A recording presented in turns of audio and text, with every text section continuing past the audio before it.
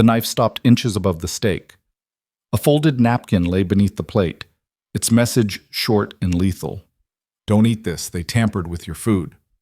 Ethan Cross, an unremarkable man in a hoodie, seated near the service doors, didn't flinch. The room buzzed with laughter and clinking glasses, unaware that one quiet warning had just triggered a reckoning no one inside could stop. If you're watching this, stay until the end. This story isn't just about revenge. It's about what happens when power meets accountability.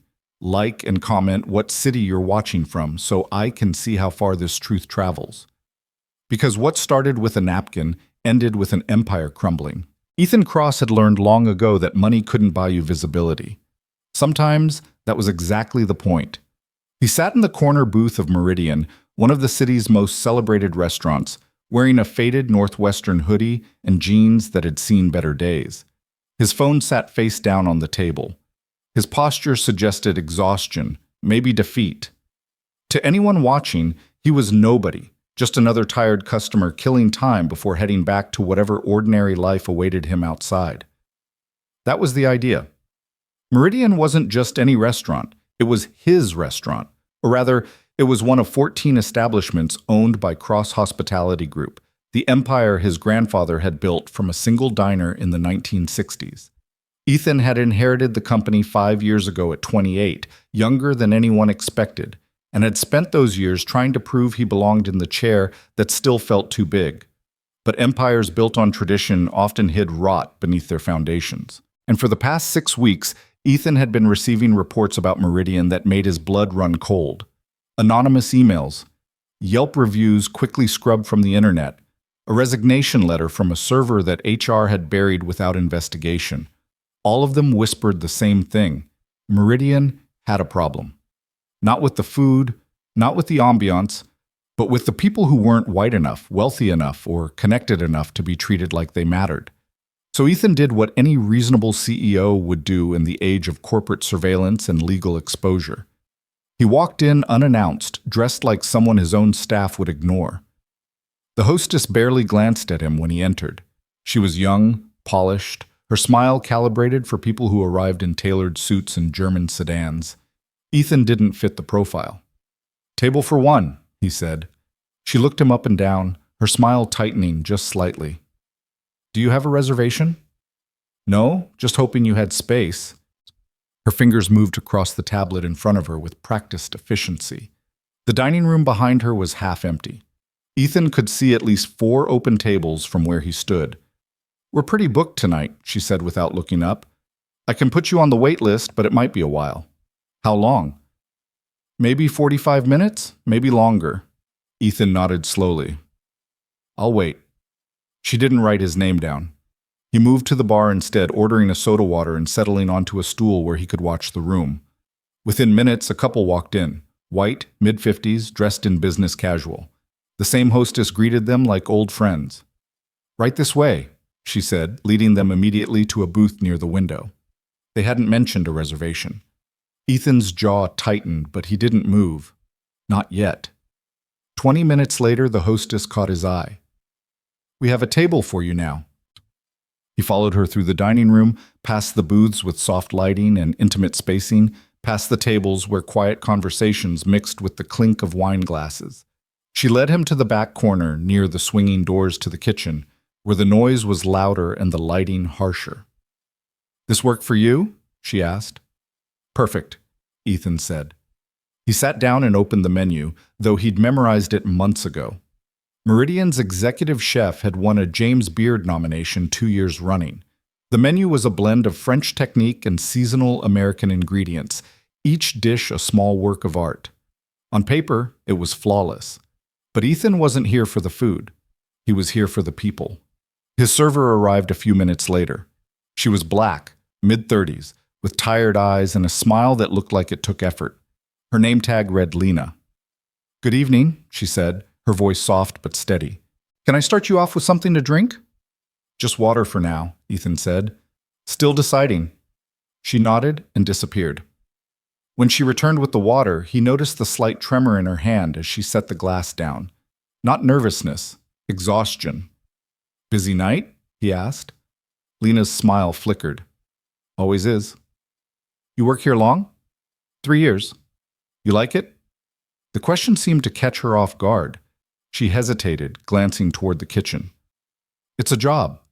Ethan nodded. I'll take the steak, medium rare, and the roasted vegetables. Good choice, she said, writing it down. I'll get that in for you.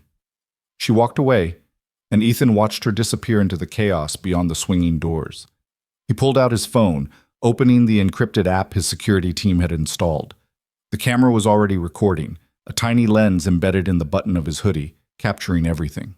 He'd worn a wire before, during acquisitions and negotiations where trust was a liability. But this felt different. This wasn't business. This was personal. The minutes stretched. Around him, other tables received their appetizers, their entrees, their desserts. Servers moved with choreographed precision, smiling and nodding and refilling glasses before they were empty.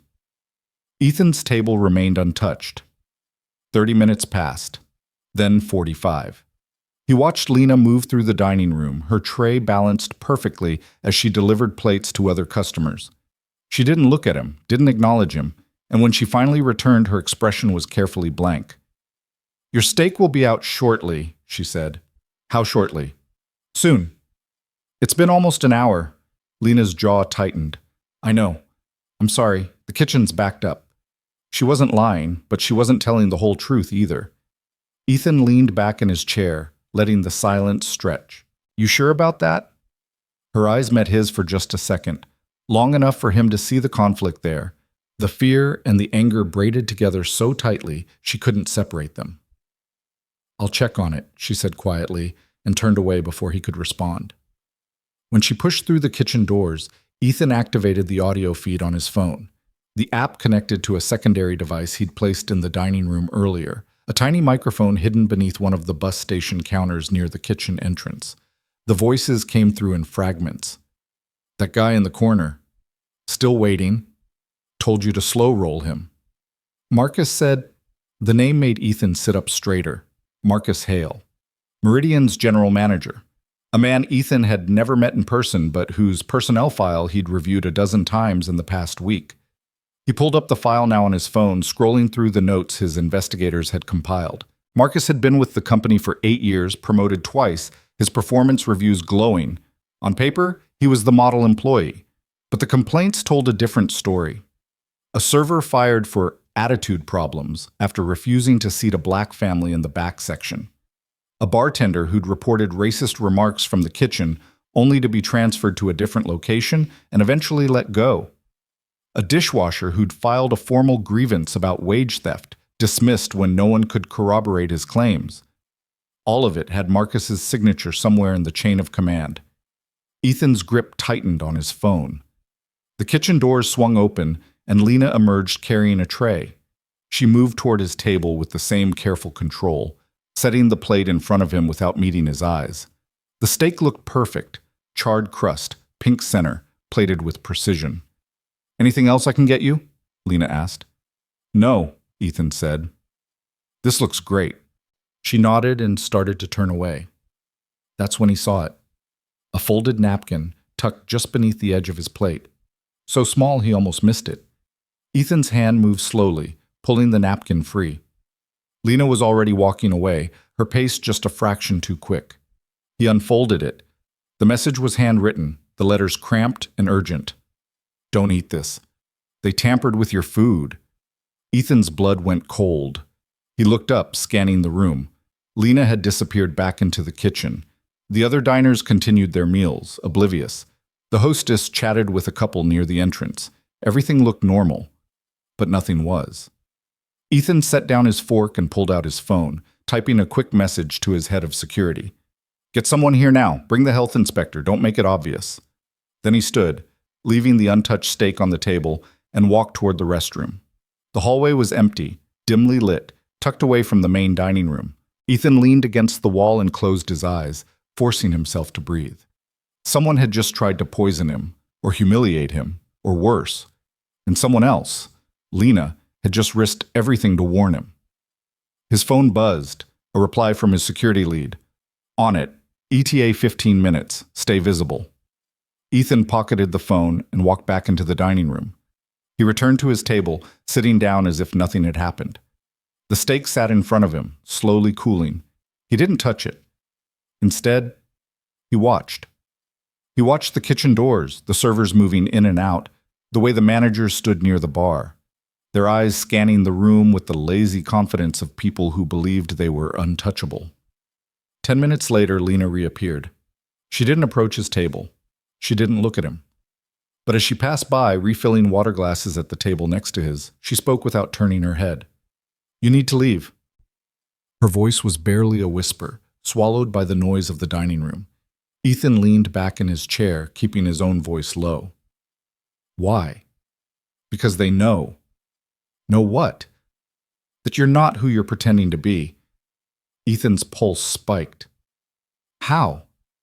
Marcus recognized you. From a photo, corporate newsletter or something.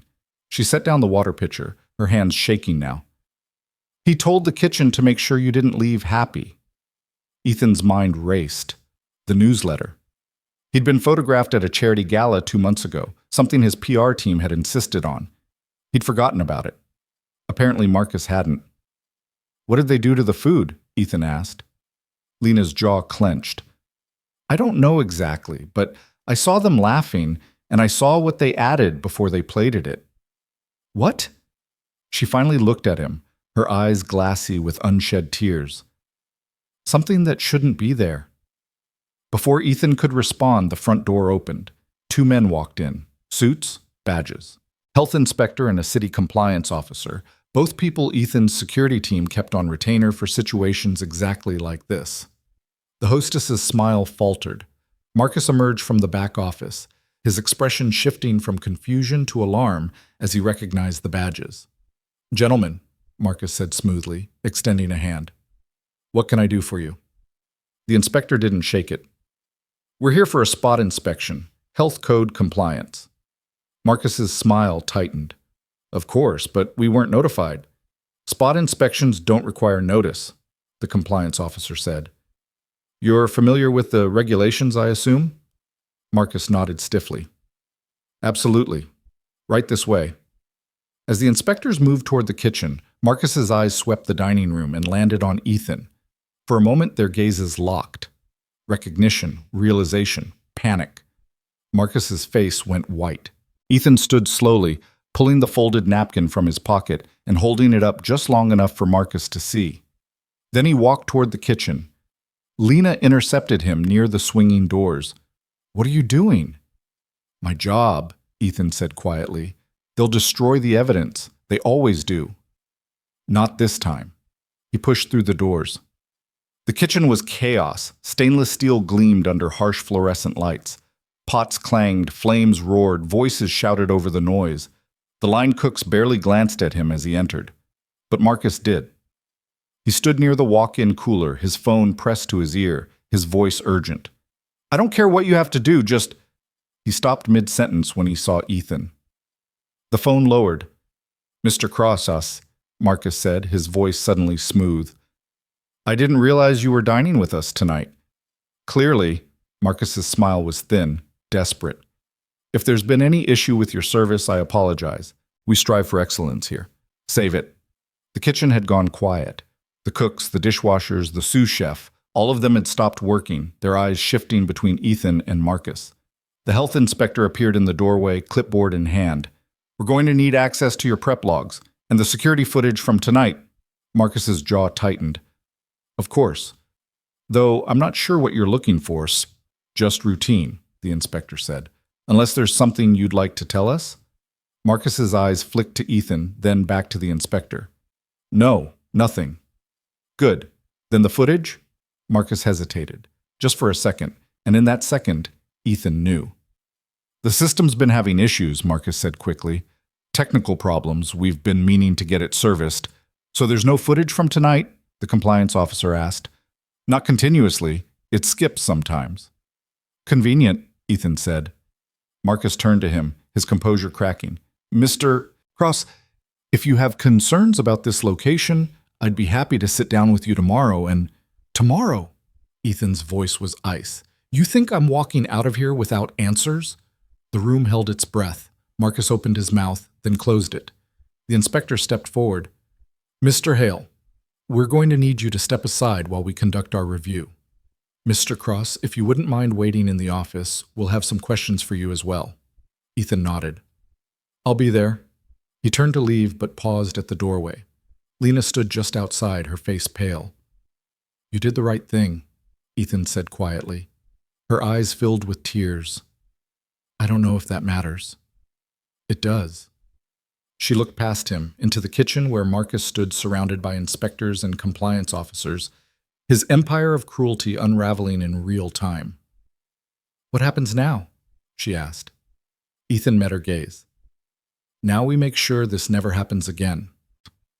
And for the first time all night, Lena's smile looked real.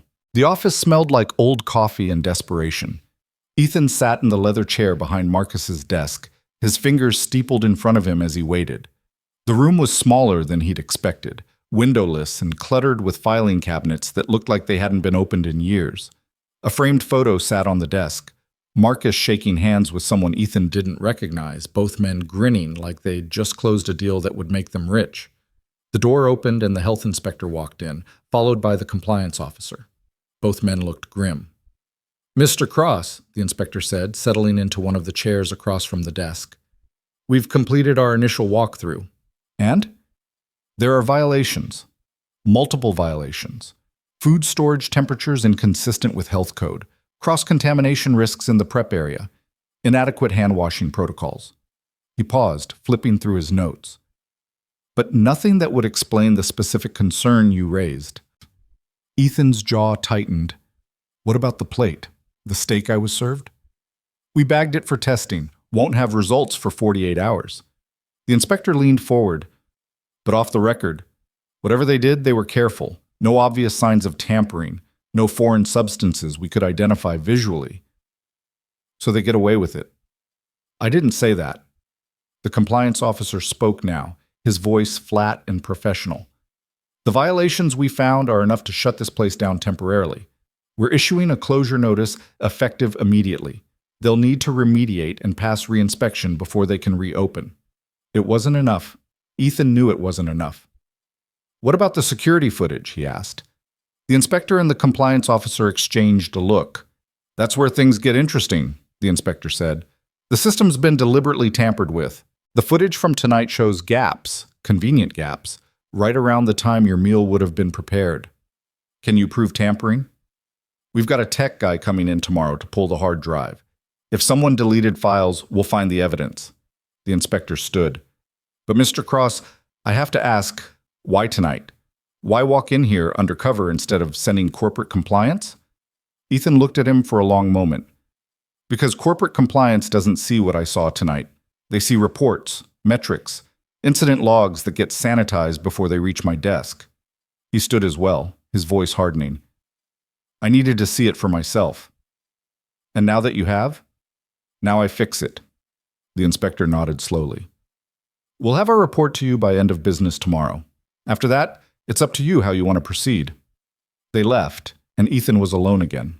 He pulled out his phone and opened his email, scrolling through the messages his assistant had forwarded over the past week. Dozens of them. Anonymous tips. Former employees breaking NDAs to tell him what they'd witnessed. Customers who'd been treated like trash and told themselves it wasn't worth fighting. All of it pointed to the same conclusion. Meridian wasn't broken by accident. It had been broken on purpose, by people who believed their jobs made them untouchable. A knock at the door pulled him from his thoughts. Come in, Ethan said.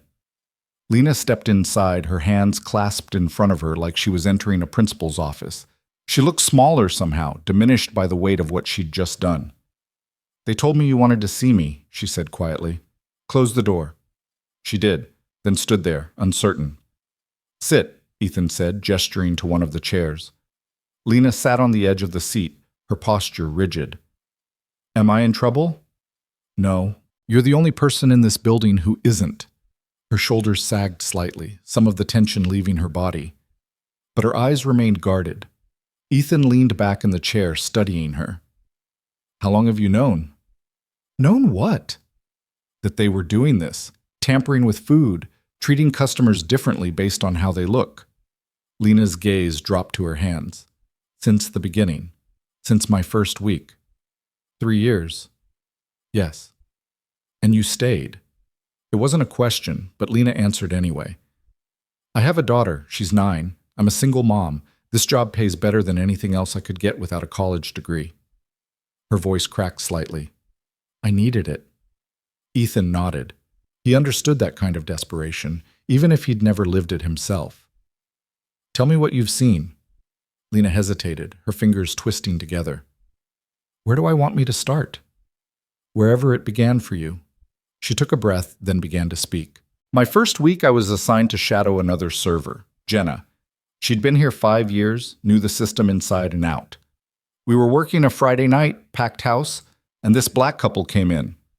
Well-dressed, polite, had a reservation. The hostess seated them in the back corner, same table you were at tonight. Ethan's expression didn't change, but something cold settled in his chest. Jenna saw where they were seated, and she just rolled her eyes. Told me, that's the holding pen. That's where Marcus puts the ones he doesn't want the other customers to see. I didn't understand at first. I thought maybe she was joking, but then I watched how long it took for someone to bring them water, how their orders got delayed, how their server barely spoke to them. Lena's voice was steady now, the words coming faster. They waited an hour for appetizers. When they complained, Marcus came over and told them the kitchen was backed up, offered them a free dessert. They left before their entrees arrived. Left a terrible review online. Marcus had it scrubbed within 24 hours. How do you know he had it scrubbed? Because I heard him on the phone with someone, talking about reputation management, talking about how he couldn't let those people ruin the restaurant's image.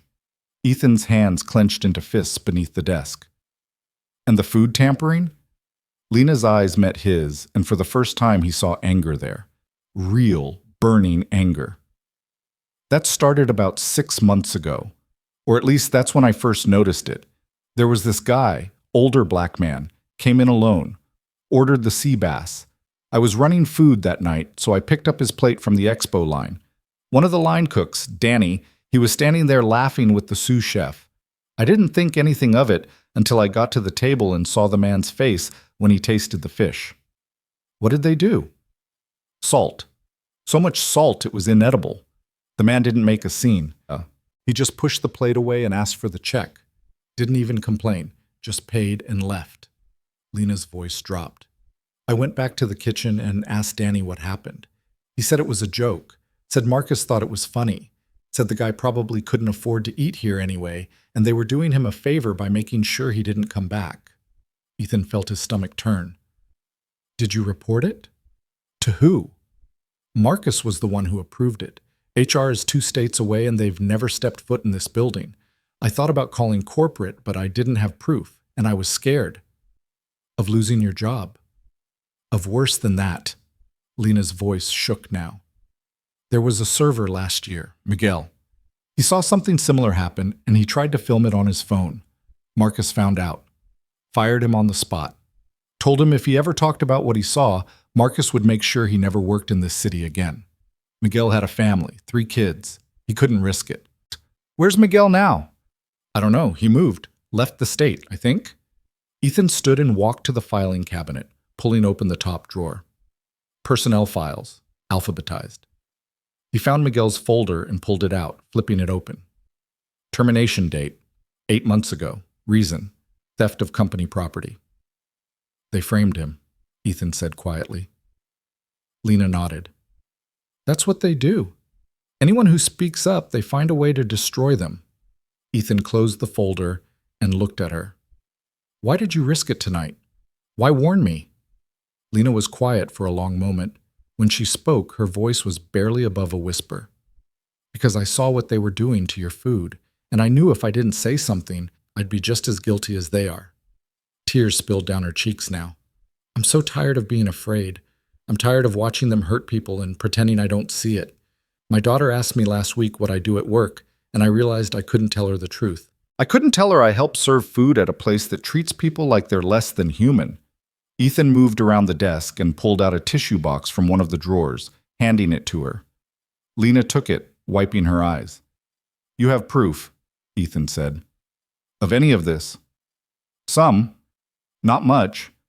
I took photos once or twice when I could do it without being seen. Screenshots of reviews before they got deleted, but nothing concrete. Nothing that would hold up if Marcus lawyered up. Let me worry about that. Ethan pulled out his phone and opened the encrypted folder where he'd been storing evidence for the past 6 weeks. I've been building a case against this location for over a month.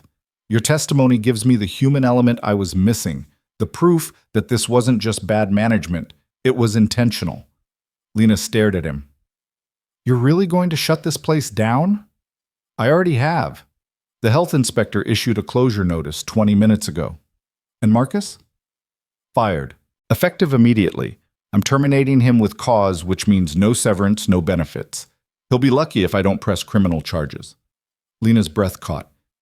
He's going to come after me. You know that, right? He's going to know I'm the one who talked. Ethan met her gaze. He's going to have bigger problems than you, and if he even thinks about retaliating, I'll bury him so deep in litigation he'll forget what sunlight looks like. A knock on the door interrupted them. Ethan called out, "Come in." Marcus stepped inside, flanked by a security guard Ethan had called in from corporate. Marcus's face was flushed, his tie loosened, his earlier composure completely shattered. "You can't do this," Marcus said, his voice shaking with barely controlled rage. "You can't just walk in here and destroy everything I've built." "I didn't destroy anything," Ethan said calmly. "You did. I'm just cleaning up the mess." Marcus's eyes landed on Lena, and his expression twisted into something ugly. You did this. You went running to him." "Don't," Ethan said, his voice cutting through the room like a blade. "Don't even look at her. You're done here, Marcus. Security is going to escort you out. You have 10 minutes to clean out your desk. Anything you leave behind will be boxed up and mailed to you." "I have rights. I have a contract, which you violated the moment you allowed food tampering and discriminatory practices under your watch. I've got documentation going back 6 months. Health code violations, customer complaints you buried, employee grievances you ignored." Ethan stepped closer, his voice dropping to a deadly calm. "You really want to take this to court? Because I promise you I have better lawyers." Marcus's face went pale. "This is insane. You're ruining my career over a misunderstanding." "A misunderstanding?" Lena's voice cut through the room, sharp and sudden. Both men turned to look at her. She was standing now, her hands clenched at her sides. "You think poisoning someone's food is a misunderstanding? You think treating people like garbage because of the color of their skin is a misunderstanding?" Marcus sneered. "You don't know what you're talking about. You're just a server, a nobody who's about to be unemployed." "She's a witness," Ethan said, "and she's under my protection.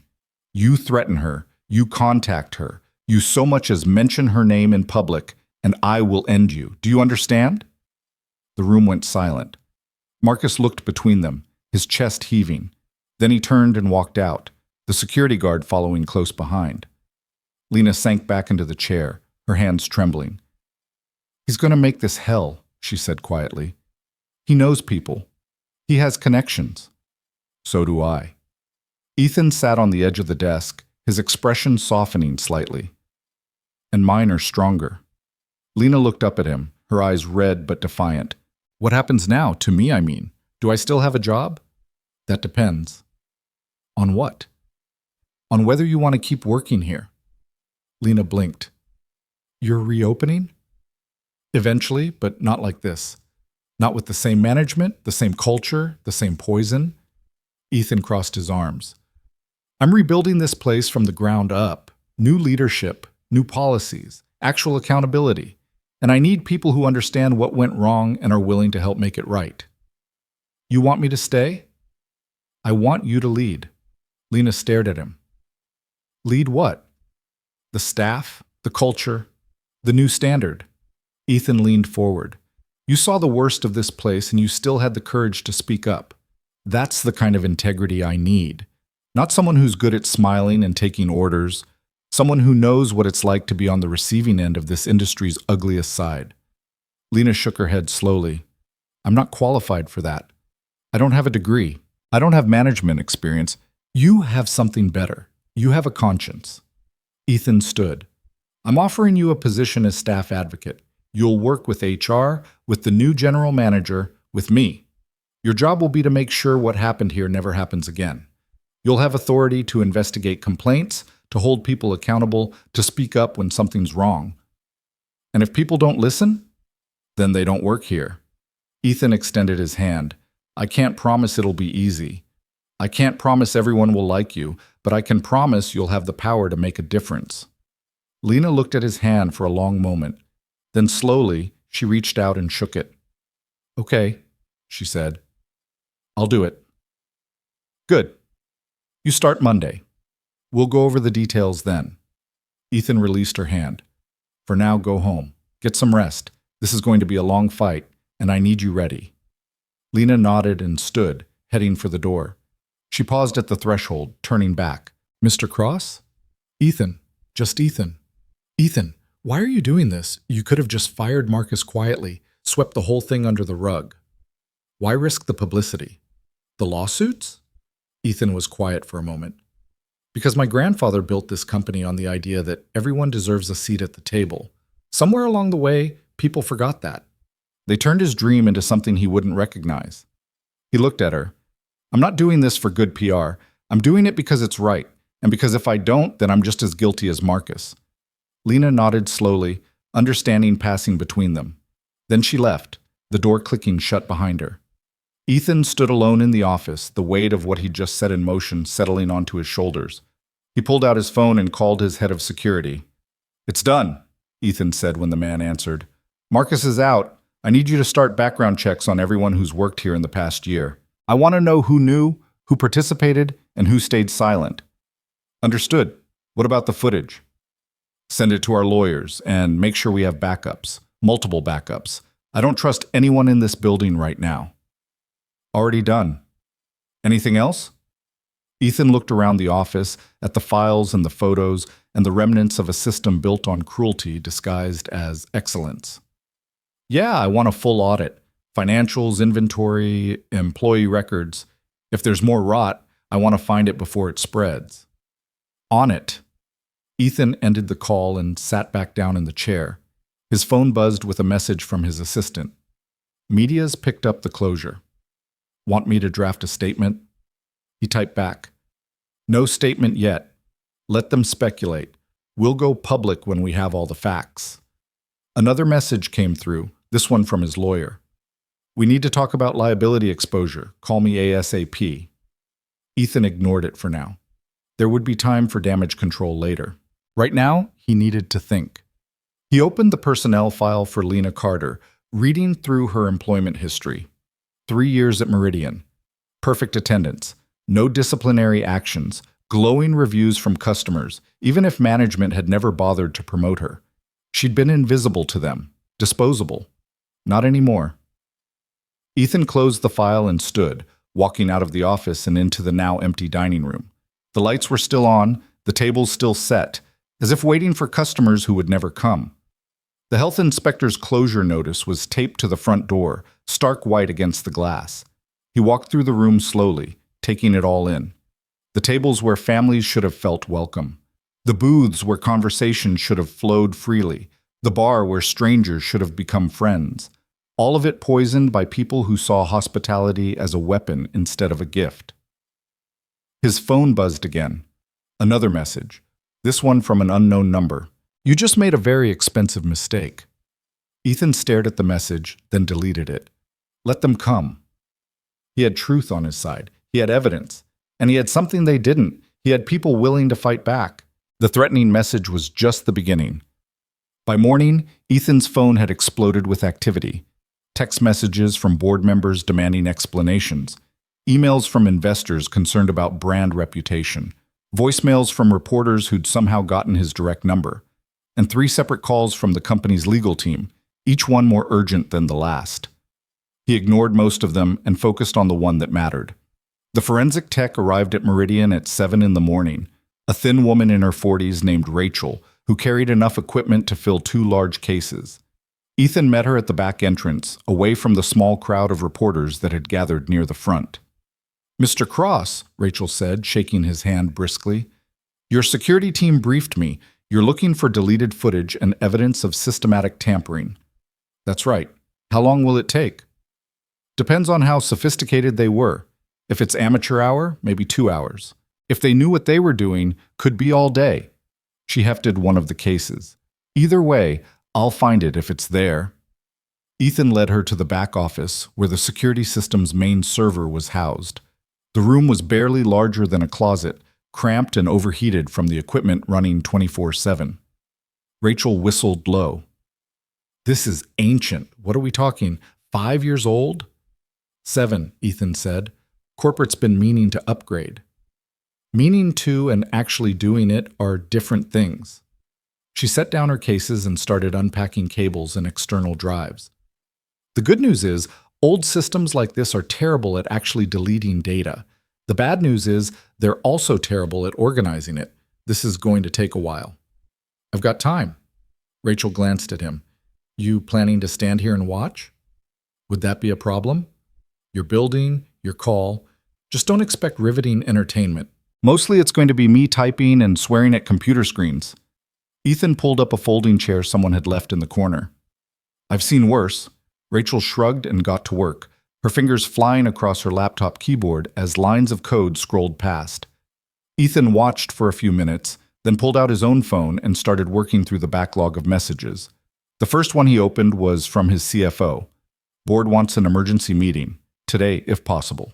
They're spooked. Ethan typed back. Tell them I'll call in this afternoon. Need to secure evidence first. Next was his head of HR, getting calls from staff at other locations. They want to know if this is happening company-wide. How should I respond? Tell them the truth, Ethan replied.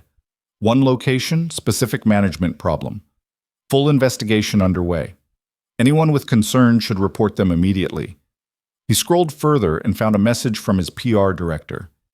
CNN wants a statement, so does the Times. We need to get ahead of this. Ethan stared at the message for a long moment, then typed, No statement yet. When I'm ready to talk, I'll do it myself. His PR director responded almost immediately. That's a mistake. Let me handle this. No. Ethan, this is literally my job. And it's literally my company. I'll handle it. He silenced his phone and looked up to find Rachel watching him. Rough morning? She asked. You could say that. For what it's worth, I read the preliminary report your security team sent over. What happened here was messed up. She turned back to her screen. I've done work for a lot of restaurants, seen a lot of health code violations, staff theft, corner cutting to save money. But deliberate contamination? That's a whole different level. Have you found anything yet? Maybe. There's definitely gaps in the footage from last night. Clean cuts like someone went in and manually deleted specific segments. Her fingers paused over the keyboard. But here's the thing about digital files. When you delete something, you're not actually erasing it. You're just telling the system it's okay to write over that space eventually. If I can access the raw data before it gets overwritten, I can reconstruct what was deleted. How long before you know for sure? Rachel glanced at the clock on the wall. Give me another hour. Ethan nodded and stood, needing to move. The office was too small, too hot, too suffocating. He walked out into the main dining room, now completely empty in the harsh morning light. Without customers and dim lighting to soften it, the space looked tired. Worn. The kind of place that relied on atmosphere to hide the cracks. He pulled out his phone again and called Lena. She answered on the third ring, her voice thick with sleep. Hello? It's Ethan. Did I wake you? Yeah, but it's okay. I was supposed to be up anyway. He heard rustling, the sound of her sitting up. What's going on? I need you to come to the restaurant, today, if you can. There was a pause. Why? Because I'm about to have some very difficult conversations, and I need someone who actually knows what happened here, someone the other staff will trust. The other staff? Lena's voice sharpened.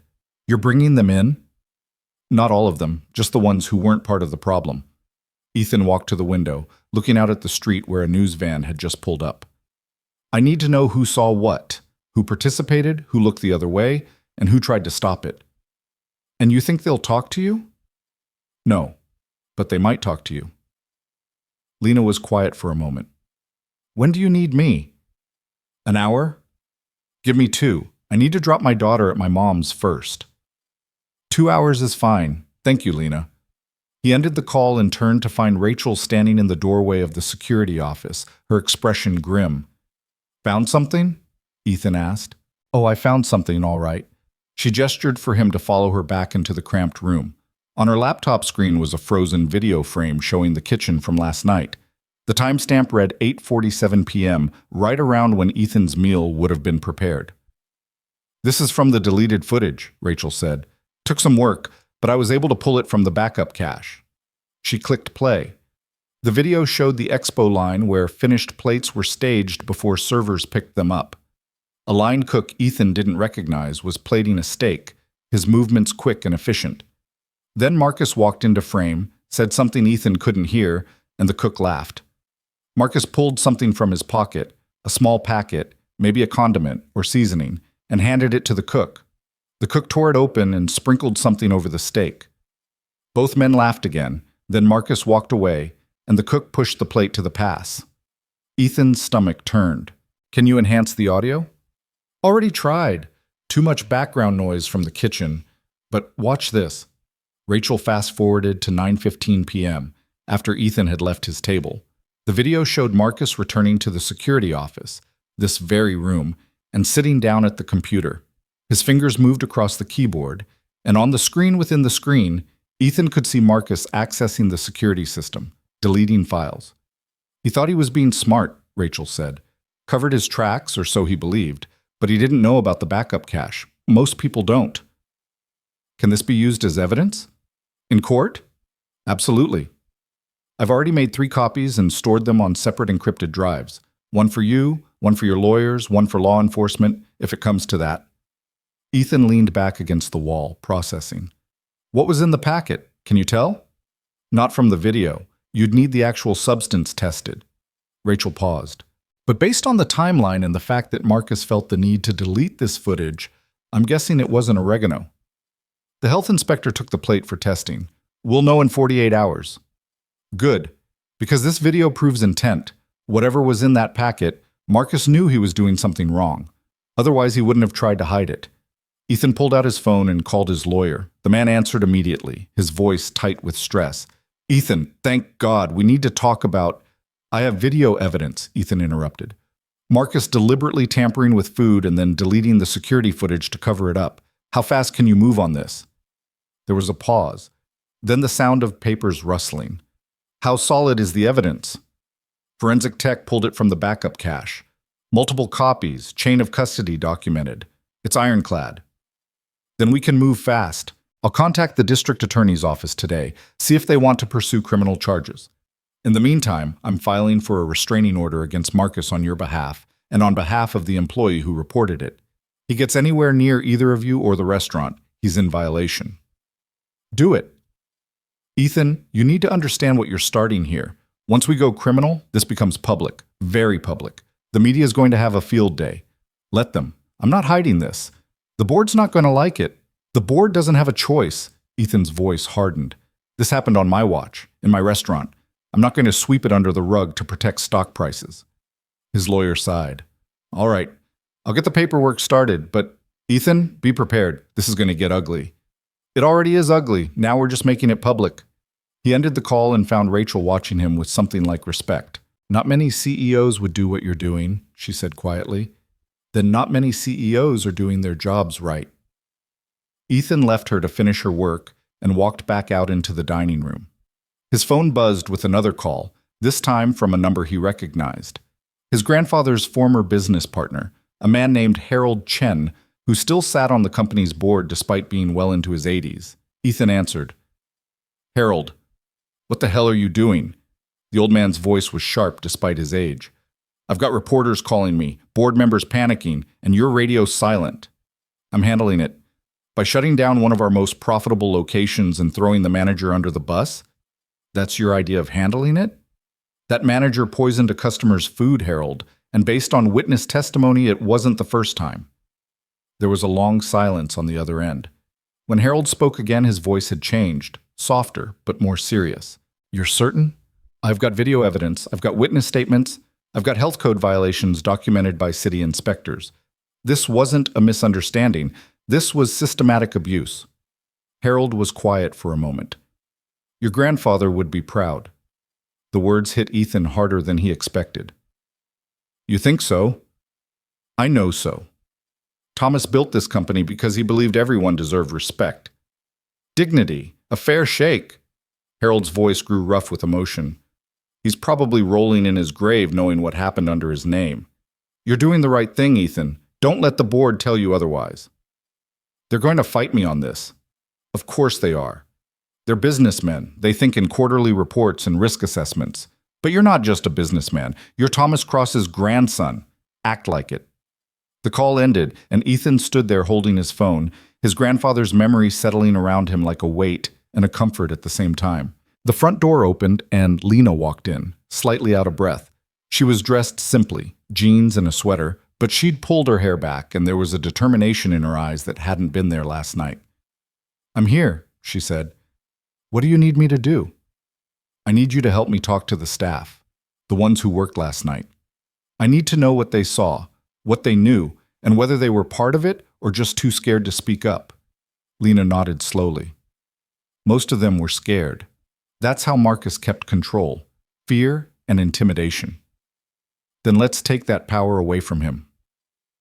Over the next 3 hours, Ethan and Lena conducted interviews in the main dining room. They'd called in 8 staff members, servers, cooks, a bartender, the hostess from last night. Each one sat across from them at a table near the window, the morning light harsh and unforgiving. The first was Danny, the line cook who'd been laughing with Marcus in the video. He walked in cocky, his arms crossed. This is ridiculous. I didn't do anything wrong. Sit down, Danny, Ethan said calmly. Danny sat, his jaw tight. Am I being fired? That depends on what you tell me in the next 10 minutes. I don't have to tell you anything. I know my rights. You're right, Ethan interrupted. You don't have to tell me anything. You can walk out that door right now. But if you do, I'm handing this video over to the police and letting them ask the questions instead. He turned his laptop around, showing Danny the frozen frame of him sprinkling something over the steak. Danny's face went pale. That's not what it looks like. Then explain it to me. Danny's eyes darted to Lena, then back to Ethan. Marcus told me to do it. He said it was just a prank, said the guy at that table was pretending to be someone he wasn't and deserved to be taken down a peg. What was in the packet?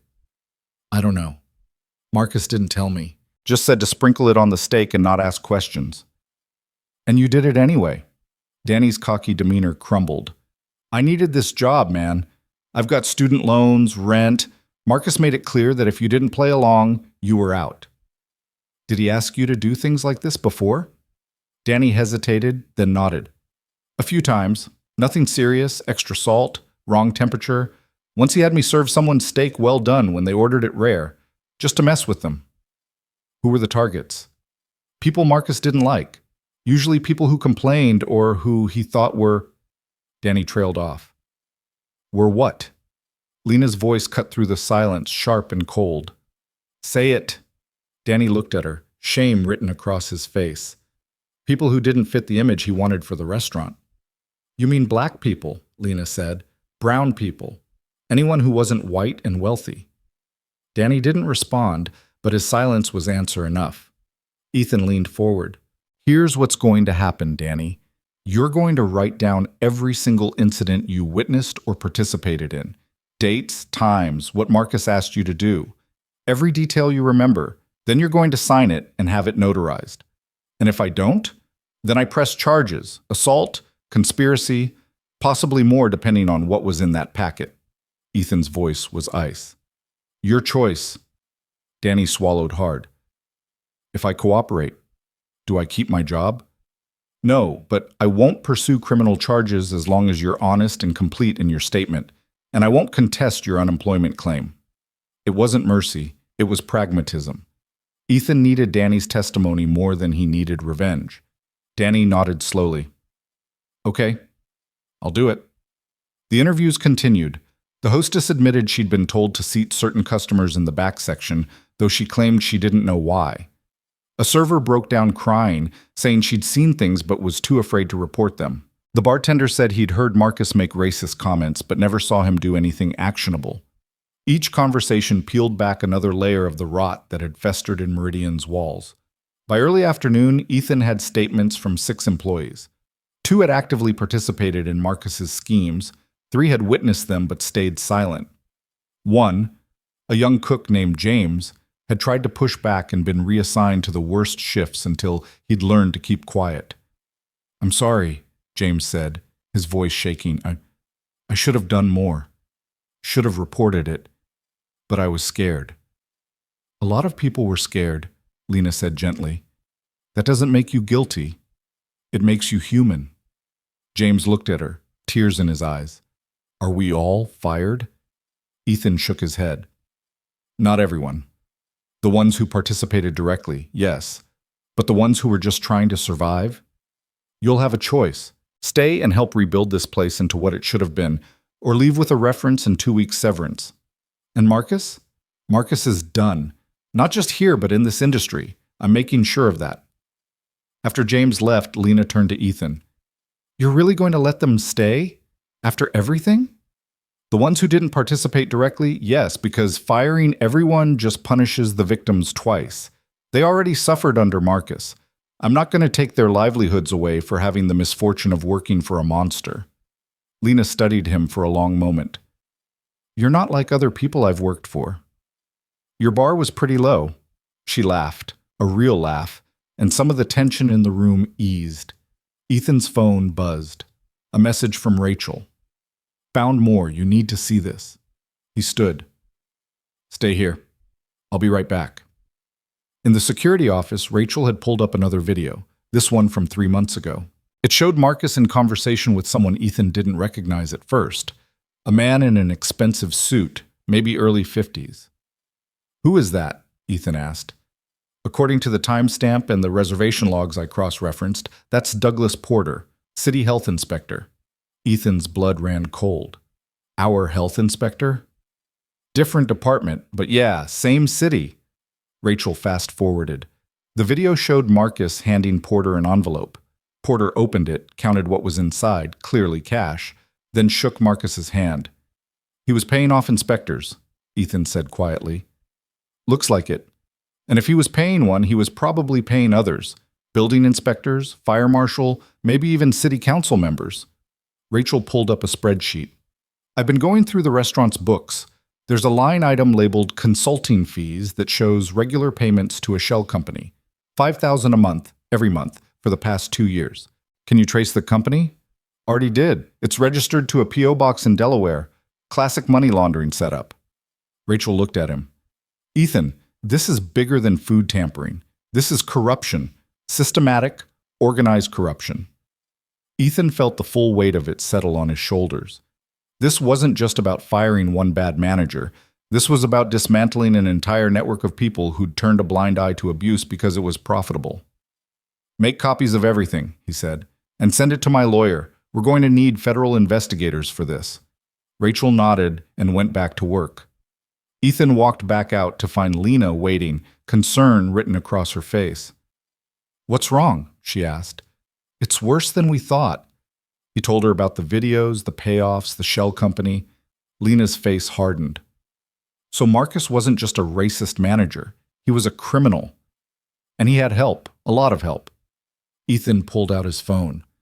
"I need to make some calls. This is going to take more than just me." "What are you going to do?" "What I should have done the moment I took over this company." He looked at her.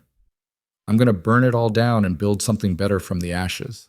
The board meeting started exactly as Ethan expected, with anger. He sat at the head of the conference table in the company's downtown headquarters, his laptop open in front of him, facing 12 board members whose expressions ranged from concerned to openly hostile. The room was all glass and steel, designed to project power and transparency. Right now, it felt like a fishbowl. "This is a disaster," Thomas Brennan said, his voice tight with barely controlled fury. Brennan was the board's vice chair, a venture capitalist who'd invested heavily in cross-hospitality 5 years ago. "Do you have any idea what you've done to our stock price? We're down 18% in 2 days." "I'm aware," Ethan said calmly. "Aware?" Brennan's face reddened. "That's all you have to say." You shut down one of our flagship locations, fired a manager without proper documentation, and now we've got the FBI sniffing around our finances. This is negligence at best, sabotage at worst. The documentation is ironclad, Ethan replied. Marcus Hale engaged in food tampering, discriminatory practices, and bribery of city officials. I have video evidence, witness statements, and financial records. The FBI isn't investigating us, they're investigating him. But it's our name in the headlines. Another board member, Patricia Joe, leaned forward. Every article mentions cross-hospitality. Every news segment shows our logo. You've turned this into a public relations nightmare. Good, Ethan said. The room went silent. Good? Brennan repeated, his voice dangerously quiet. Did you just say good? I did, because this needed to be public. If we'd handled this quietly, buried it in legal settlements and NDAs, nothing would change. The same culture would persist at our other locations. The same managers would keep their positions. The same victims would keep suffering in silence. Ethan stood, placing his hands on the table. My grandfather built this company on integrity. Somewhere along the way, we forgot that. I'm reminding everyone what we're supposed to stand for. Noble speech, Brennan said, but nobility doesn't pay dividends. Our investors are panicking. Our partners are reconsidering their contracts. You've put the entire company at risk for the sake of one employee's complaint. It wasn't one employee. It was dozens. Over years. Ethan opened his laptop and turned it around, showing the spreadsheet Rachel had compiled. I've documented 47 separate incidents of discriminatory behavior at Meridian alone. 47. And that's just what I could verify in 2 days. If we dig deeper, I guarantee we'll find more. Patricia studied the screen, her expression shifting from anger to something more complex. You're saying this was systematic. I'm saying it was policy. Marcus didn't act alone. He had help from inspectors, from suppliers, from people who benefited from looking the other way. Ethan pulled up the video of Marcus handing cash to the health inspector. This is corruption, and it happened under our watch. The room was quiet as the board members watched the video. When it ended, Harold Chen spoke for the first time. The old man had been sitting silently at the far end of the table, his weathered hands folded in front of him. How many other locations have this problem? Harold asked. I don't know yet, but I'm going to find out. Ethan closed the laptop. I'm ordering full audits of every restaurant in our portfolio. Financial, operational, cultural. If there are other Marcus Hales hiding in our management structure, I'm rooting them out. That will take months, Patricia said, and cost millions. It'll cost more if we don't do it. One lawsuit, one criminal charge, one viral video, and we're done. Not just financially, morally. We'll be the company that poisoned customers and paid bribes to cover it up. Ethan's voice hardened. I won't let that be our legacy. Brennan stood, his chair scraping against the floor. This is insane.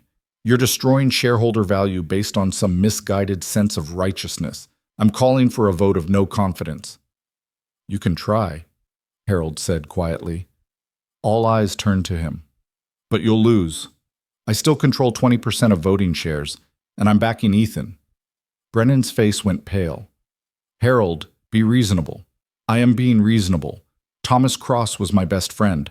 I watched him build this company from nothing, and I watched him die knowing it would continue his values. What Ethan's doing right now, that's exactly what Thomas would do.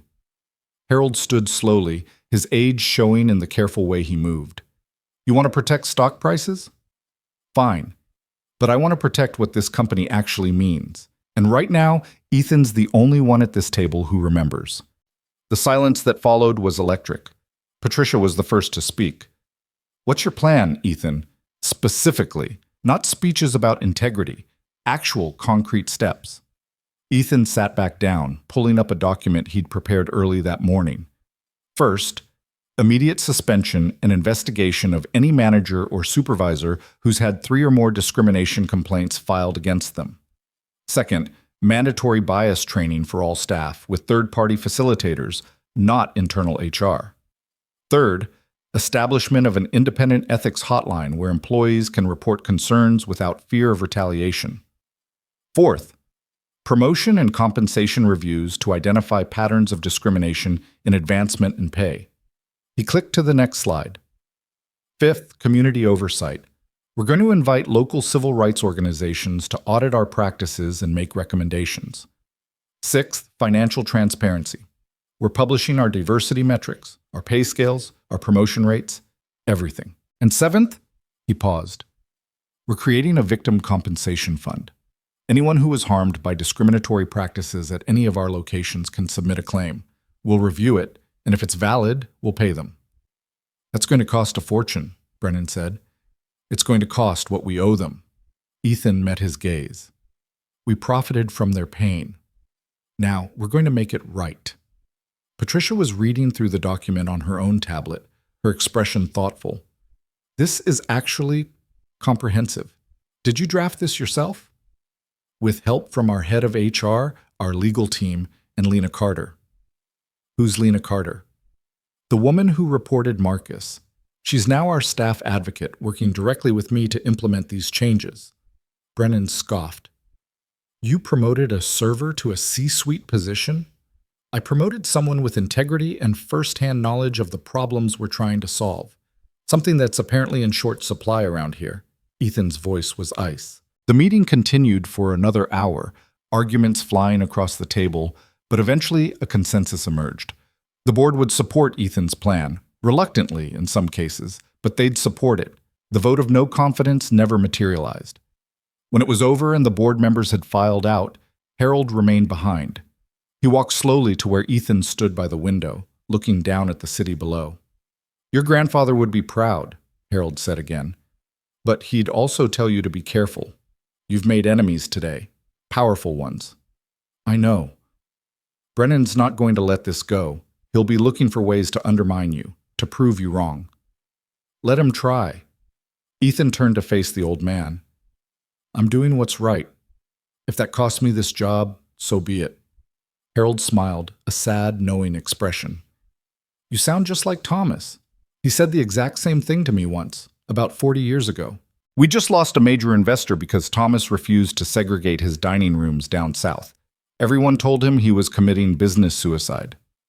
Harold's eyes grew distant with memory. He told them the same thing you just told me. I'm doing what's right. And you know what? He was. The company survived, thrived even, because people respect integrity even when they don't want to admit it. I hope you're right. I am. But that doesn't mean it won't hurt like hell in the meantime. Harold gripped Ethan's shoulder. Stay strong, kid. You're going to need it. After Harold left, Ethan stayed in the conference room for a long moment, letting the weight of what he'd just committed to settle fully.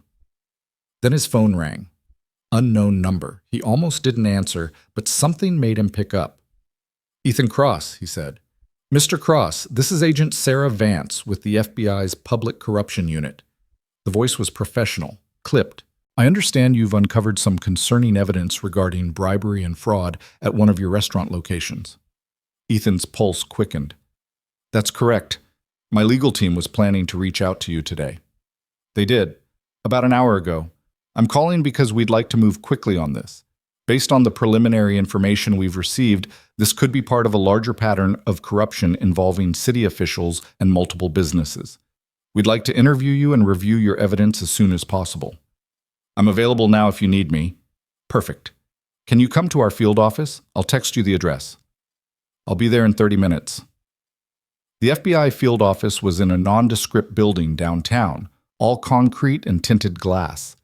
Agent Vance met Ethan in the lobby, a woman in her early 40s with sharp eyes and a no-nonsense demeanor. She led him through security and up to a conference room that was somehow both more austere and more intimidating than the one he'd just left.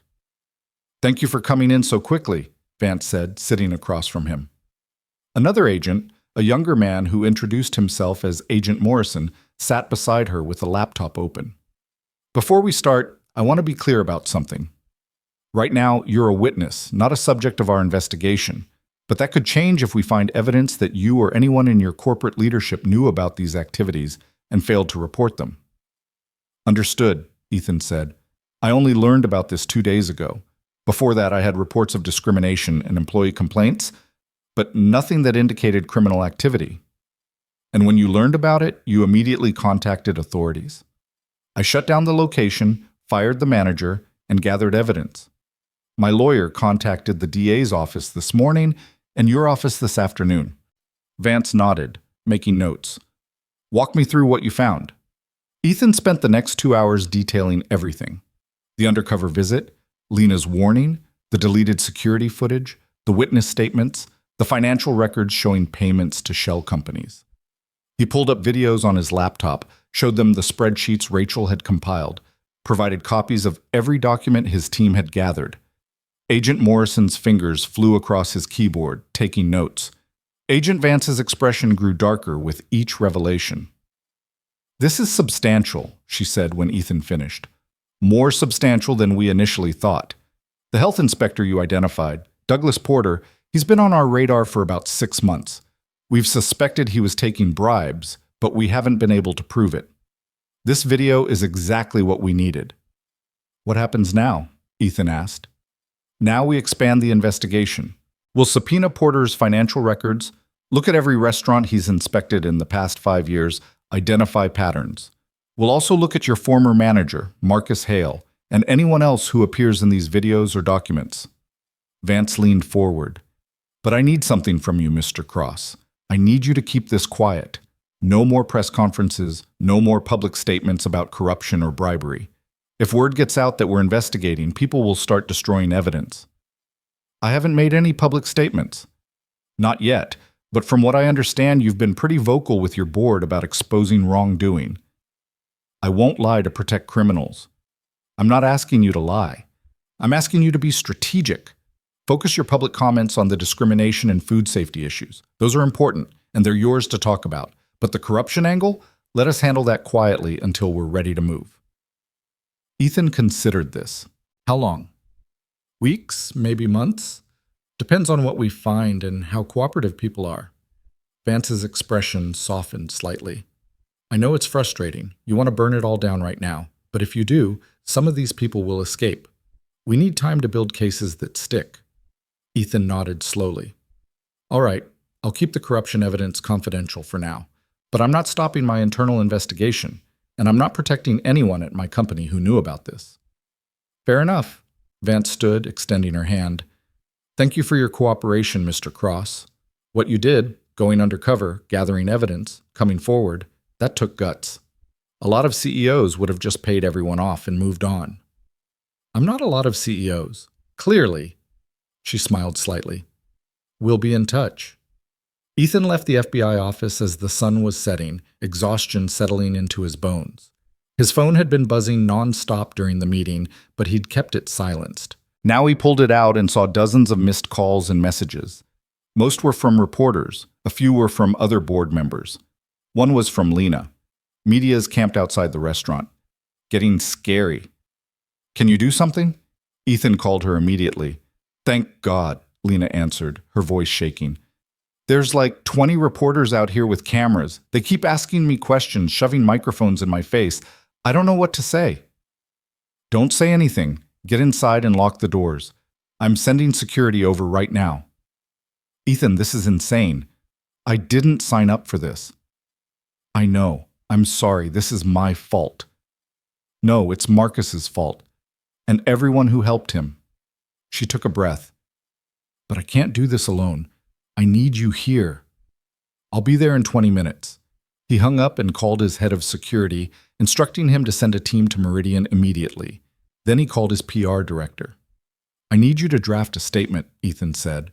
We're acknowledging the closure, confirming we're investigating serious allegations of misconduct, and committing to full transparency and accountability. No corporate speak, no lawyer-approved nonsense, just the truth. Ethan, I really think you should let me handle the messaging. I am letting you handle it. I'm telling you what the message needs to be. Can you do that or not? There was a pause. I can do it. But you're going to get pushback. I've been getting pushback all day. What's a little more? He hung up and started driving toward Meridian. The scene outside the restaurant was exactly as Lena had described. A circus of news vans, cameras, and reporters jockeying for position. Ethan parked a block away and walked up, immediately mobbed by journalists shouting questions. Mr. Cross, is it true you were poisoned by your own staff? Are you planning to sue Marcus Hale? What about the other locations? Are they safe? Is the company going bankrupt? Ethan held up a hand and, surprisingly, the crowd quieted slightly. He pulled out his phone and opened the statement his PR director had just sent over. It was perfect. Clear, direct, honest. "I'm going to read a statement," he said. "Then I'll take a few questions, but please, let my employee leave in peace. She's been through enough." He read the statement aloud, his voice carrying over the crowd. It acknowledged the closure, confirmed the investigation, and promised accountability. It didn't mention the FBI or the corruption, but it didn't hide the discrimination or food safety violations either. When he finished, the questions came rapid fire. "Are you firing everyone who worked at Meridian?" "No, only those who actively participated in misconduct. The others will be given the option to stay and help rebuild the culture." "How much is this going to cost the company?" "I don't care. Some things are more important than money."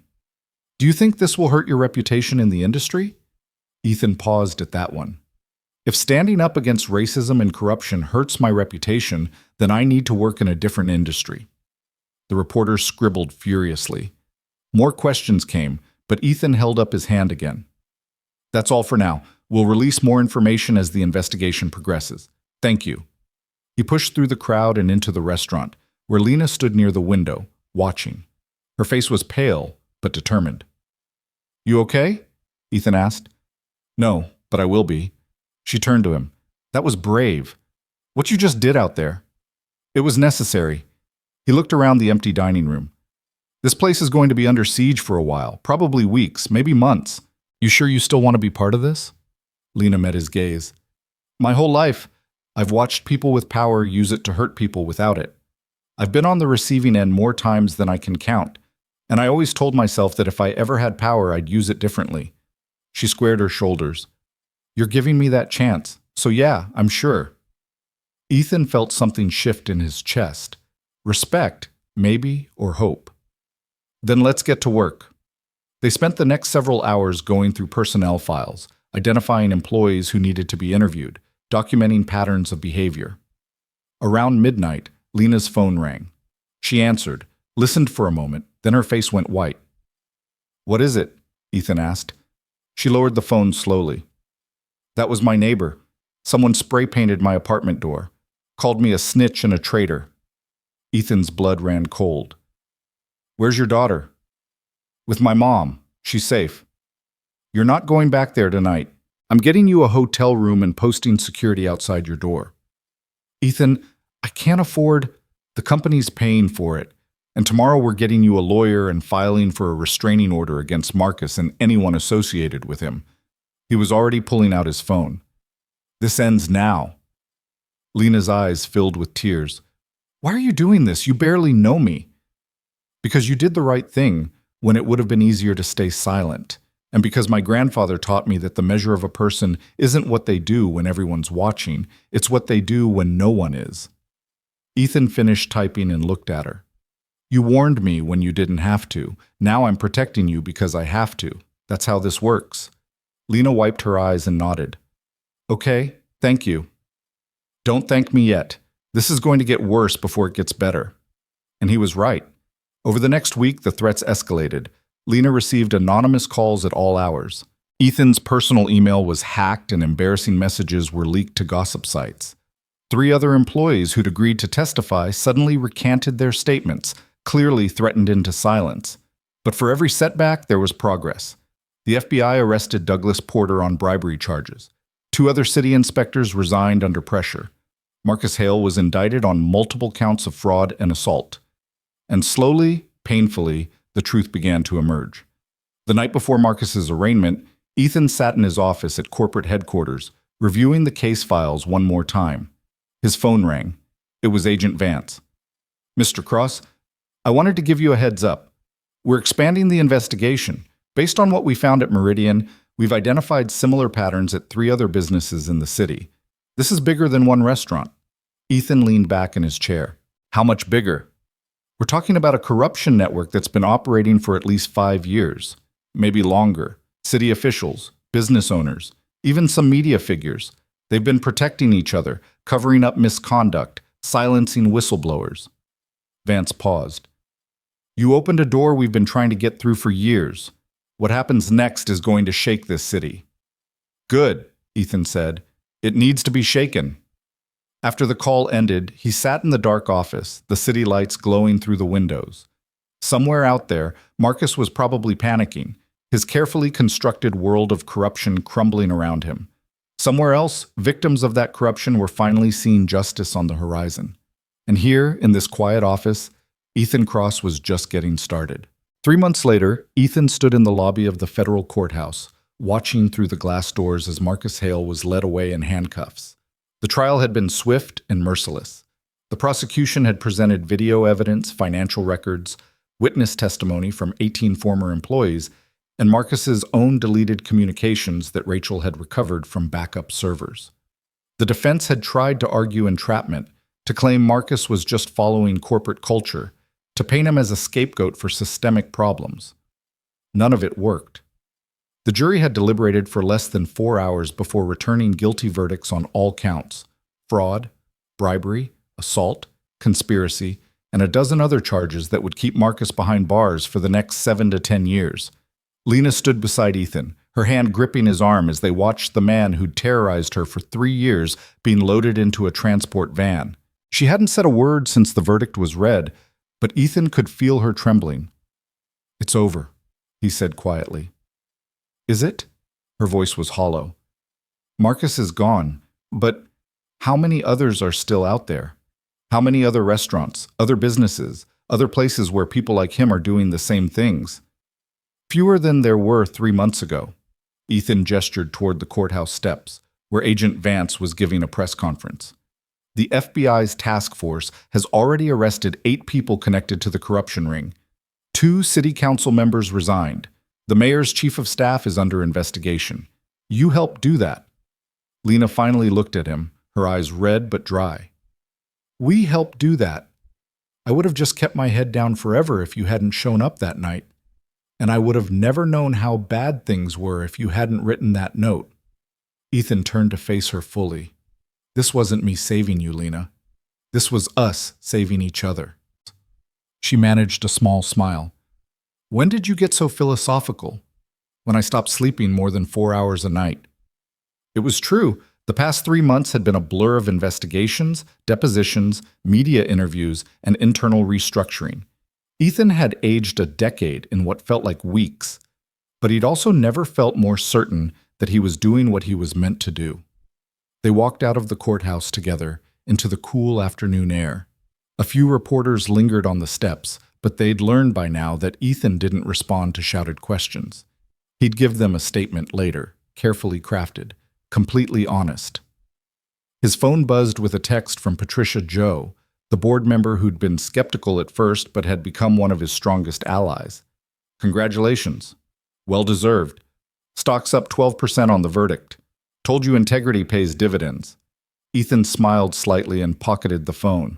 The stock price was the last thing on his mind, but he was glad the board could finally see what he'd known all along. Doing the right thing and running a successful business weren't mutually exclusive. "Where to now?" Lena asked as they reached his car. "Meridian. It's time." The restaurant had been closed for 3 months, dark and empty while contractors renovated and while Ethan personally oversaw every detail of its transformation. He'd fired the entire management team, kept the staff members who'd been victims or witnesses rather than perpetrators, and brought in an entirely new leadership structure. The head chef was a woman who'd worked her way up from dishwasher to sous chef at one of their other locations. The general manager was a man who'd spent 10 years advocating for workers' rights in the restaurant industry. And the staff advocate position, Lena's position, now had real power, with a direct line to corporate and the authority to halt operations if she saw anything wrong.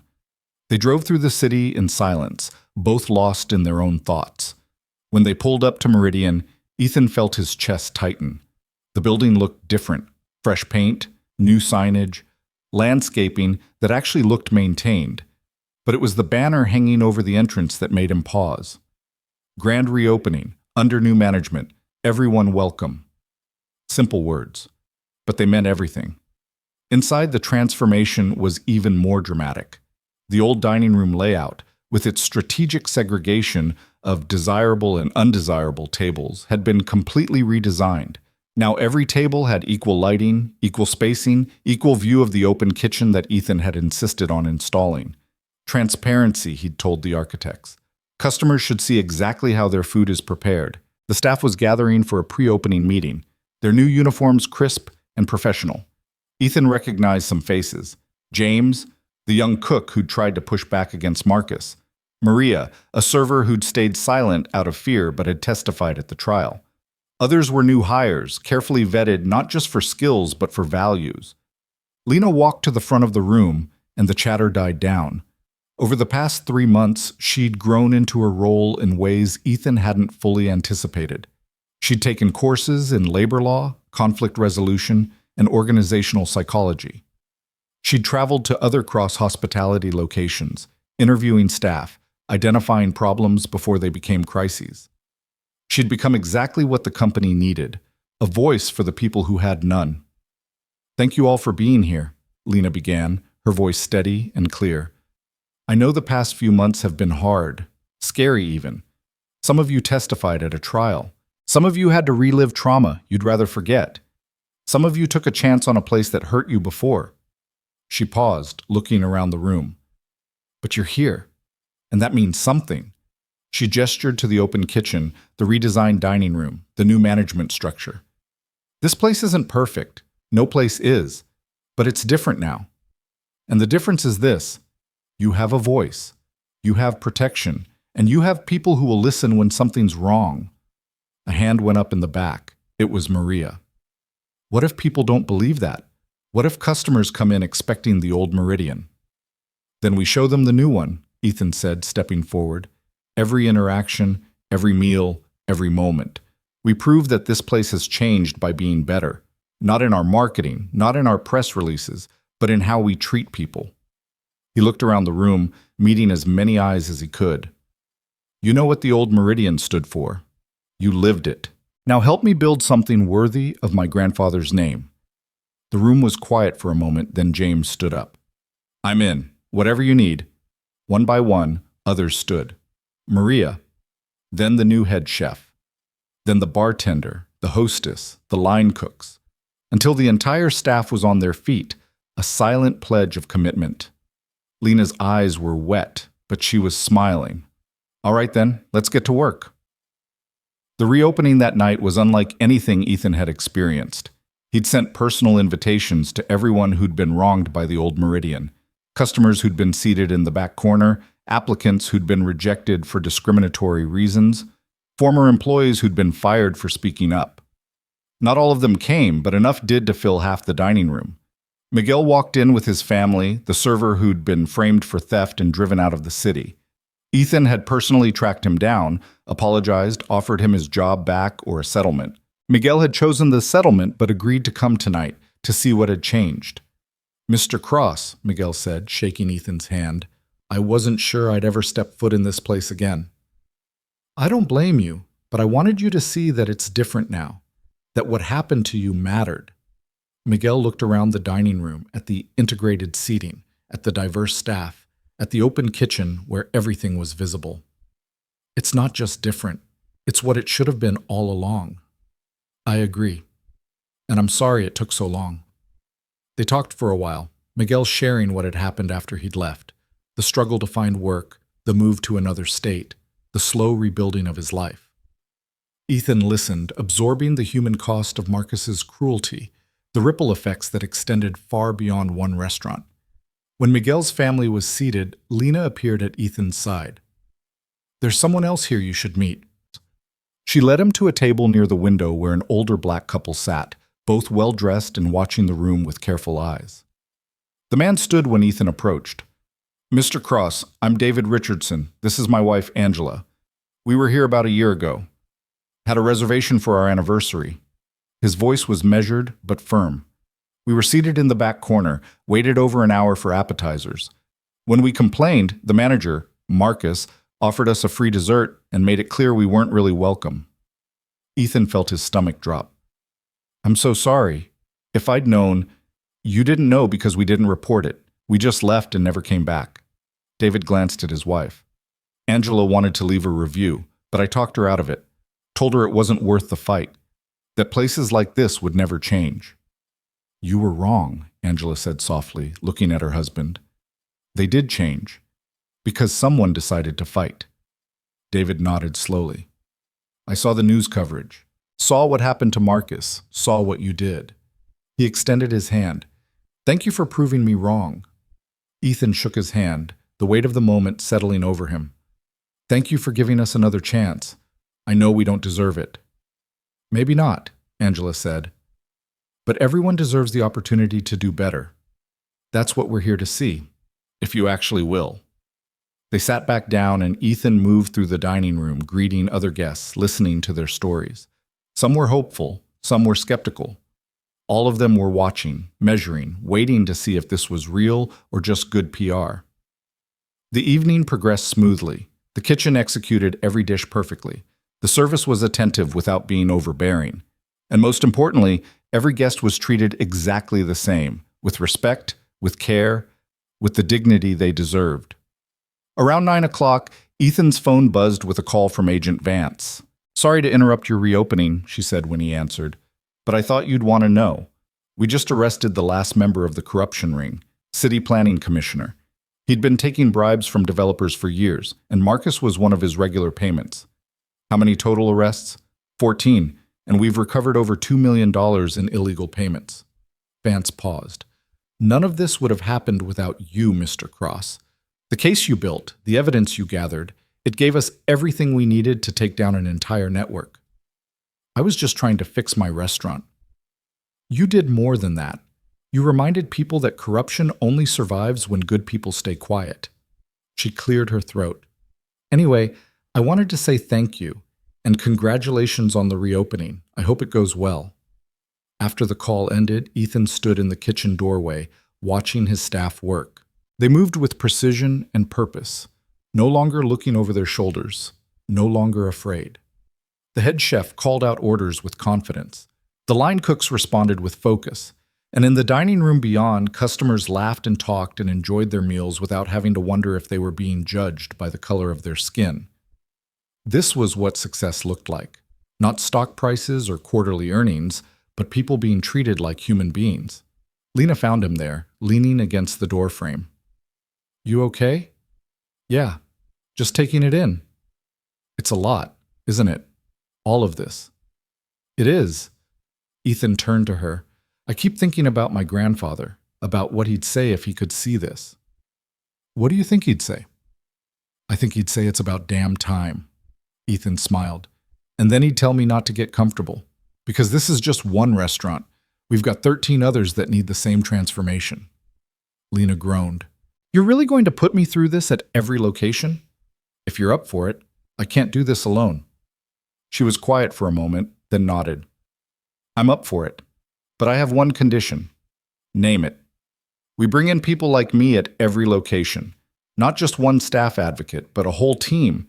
People who've been servers, cooks, dishwashers, people who know what it's like to be powerless. Give them real authority, real training, real support. Make them part of leadership, not just window dressing. Ethan extended his hand. Deal. They shook on it, and in that moment, Ethan felt something shift. This wasn't just about fixing what was broken. It was about building something new, something better than what had come before. The reopening continued until well past midnight. The last guests left with full stomachs and, in some cases, tears in their eyes. Miguel hugged Lena before leaving, whispering something Ethan couldn't hear but that made her smile. The Richardsons shook Ethan's hand again and promised to return. And slowly, the dining room emptied until it was just Ethan, Lena, and the closing staff cleaning up. James approached as Ethan was turning off lights. Mr. Cross, can I say something? Of course. When Marcus was here, I used to dread coming to work. Every shift felt like walking on eggshells, wondering who was going to get hurt that day, wondering if I'd have the courage to do anything about it. He glanced around the transformed dining room. Tonight was the first time I've ever been proud to work here. So thank you. For not giving up. For not taking the easy way out. The easy way out would have been a disaster, Ethan said. For all of us. After James left, Ethan and Lena stood alone in the empty restaurant. The city lights glowed through the windows, and the space felt different now, lighter somehow, unburdened. "What are you thinking about?" Lena asked. "I'm thinking about a napkin," Ethan said, "and how everything that happened started because you were brave enough to write a warning on a piece of paper." "I almost didn't, you know. I stood there holding that pen, trying to decide if it was worth risking everything." She looked at him. "What made me do it was thinking about my daughter, about what kind of world I wanted her to grow up in. And I realized I couldn't teach her to stand up for what's right if I wasn't willing to do it myself." "How is she doing, your daughter?" "She's good. She asks about you sometimes, calls you the man who helped her mom be brave." Lena smiled. "She wants to meet you someday." "I'd like that." They stood in comfortable silence for a moment, then Lena spoke again. "Do you really think we can do this at all the other locations? Change the culture? Fix what's broken?" "I think we have to try. And I think we have something a lot of companies don't have." "What's that?" "Proof that it works. That treating people with dignity isn't just morally right. It's good business." Ethan gestured around the restaurant. "We were fully booked tonight, every table filled. And you know what the reservation book looks like for the next month?" "Full?" "Completely. People want to support businesses that stand for something. They want to believe that change is possible." He turned to face her. "We gave them that belief. Now we have to live up to it." Lena nodded slowly. "Then we better get started. 13 more restaurants aren't going to fix themselves." Over the following months, Ethan and Lena traveled to every cross-hospitality location, conducting the same thorough investigations, implementing the same structural changes, empowering staff the same way they had at Meridian. Some locations needed minor adjustments. Others needed complete overhauls. 2 general managers were fired. One location was shut down entirely when they discovered it had been operating without proper licensing for years. But slowly, steadily, the culture began to shift. Employees who'd been silent for years started speaking up.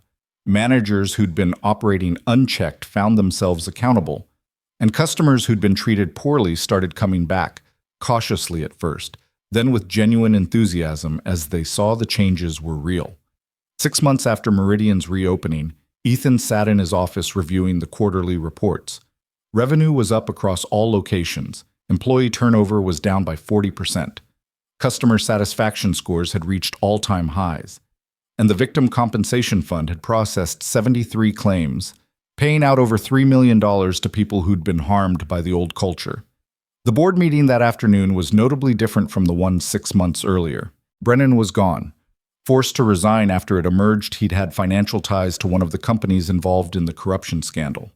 Patricia Joe had taken over as board chair, and she opened the meeting with something Ethan hadn't expected. "Before we get into the numbers," Patricia said, "I want to say something on behalf of the entire board. What Ethan did 6 months ago, exposing the corruption at Meridian, committing to systemic change, refusing to take the easy path, that took courage we didn't appreciate at the time. We questioned him. We fought him. Some of us tried to have him removed." She looked directly at Ethan. "We were wrong, and we're sorry." The other board members nodded, and Harold Chen smiled from his seat at the end of the table. "The company is stronger now than it's been in years," Patricia continued, "not despite the changes Ethan made, but because of them. Our reputation has improved, our employee satisfaction is at record levels, and our revenue growth is outpacing our competitors." She picked up the quarterly report. "So on behalf of everyone here, thank you for having the vision and the spine to do what was right." Ethan felt a tightness in his chest, emotion he hadn't expected. "Thank you. But I didn't do this alone.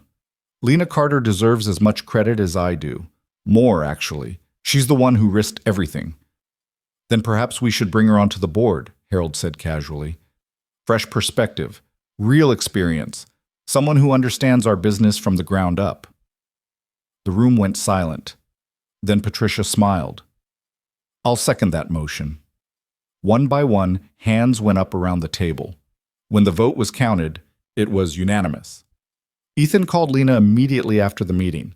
She was at the newest cross-hospitality location, a small bistro downtown that was scheduled to reopen next week after its own transformation. "You're not going to believe this," Ethan said. "Try me. After the past 6 months, I'll believe anything. The board just voted to offer you a seat as a full board member with voting rights and everything." There was a long silence on the other end, then Lena's voice, quiet and shaking. "Are you serious?" "Completely. You've earned it, Lena, 100 times over." I don't know what to say." "Say yes. Say you'll keep fighting to make sure what happened at Meridian never happens anywhere else. Say you'll use that seat to give voice to everyone who's ever been ignored or dismissed or treated like they don't matter." Another pause, then, stronger now. "Yes, I'll do it." A year after that night in Meridian, Ethan stood at his grandfather's grave. It was a quiet cemetery on the edge of the city, with old trees and weathered headstones. He'd been coming here every few months since taking over the company, usually when he needed guidance or just wanted to feel connected to the man who'd started it all. "We did it, Grandpa," Ethan said quietly to the stone. "Took longer than it should have. Cost more than I wanted. But we did it. The company's clean, top to bottom. Every location operating with integrity. Every employee treated with respect. Every customer welcomed." He knelt down, brushing leaves off the base of the headstone. "I wish you could have met Lena. She's on the board now. First former hourly employee in company history to have a seat at that table. And she's amazing. Doesn't let anyone get away with anything. Keeps me honest." The wind rustled through the trees, and Ethan felt a strange sense of peace. "I know you'd be proud. Harold tells me all the time, but I think you'd also tell me there's more work to do, because there always is, right? That's what building something good means, never being satisfied with good enough." He stood, looking at the name carved into the granite. Thomas Cross. 1942-2020. A good man who built a good company and trusted his grandson to carry it forward. "I won't let you down," Ethan said. "I promise." As he walked back to his car, his phone rang. It was Lena. "Where are you?" she asked. "Cemetery. Visiting my grandfather." "Ah. Well, when you're done communing with the dead, I need you back at corporate. We've got a situation." Ethan's stomach dropped. "What kind of situation?" "The good kind, actually. There's a restaurant group in Seattle that just got exposed for the same stuff we dealt with. Discrimination, corruption, the whole 9 yards. They're going under, and their employees reached out to us. They want to know if we'd be interested in acquiring the locations and cleaning them up." "That's a big undertaking."